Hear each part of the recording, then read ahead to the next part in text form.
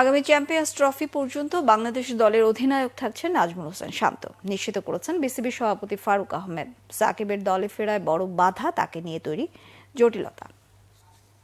আমি এখনো মনে করি ও তো টিমের বাইরে গেছে, ও আসবে এজ এ ক্যাপ্টেনই আসবে, চ্যাম্পিয়ন্স ট্রফি পর্যন্ত ক্যাপ্টেন থাকবে। টি-20-তে বলেছে যে নিজের থেকে ইচ্ছা পোষণ করেছে যে টি-20 captain is not comfortable, so ওই ব্যাপারে আমরা আরেকজন ক্যাপ্টেন চিন্তা করছি। টি-20 রান করতে পারছি না, আমি আশা করি ও ফর্মে ফিরবে খুব শীঘ্রই। তারপর আমরা যখন টি-20 ক্যাপ্টেনের ব্যাপারে আলোচনা হবে তখন সে নিশ্চয়ই এগিয়ে থাকবে এজ এ ক্যাপ্টেন। এটা লিগে সাকিব এখনো তো যদি রিটায়ার করে ফেলতে তাহলে বলতাম যে ওর নাই।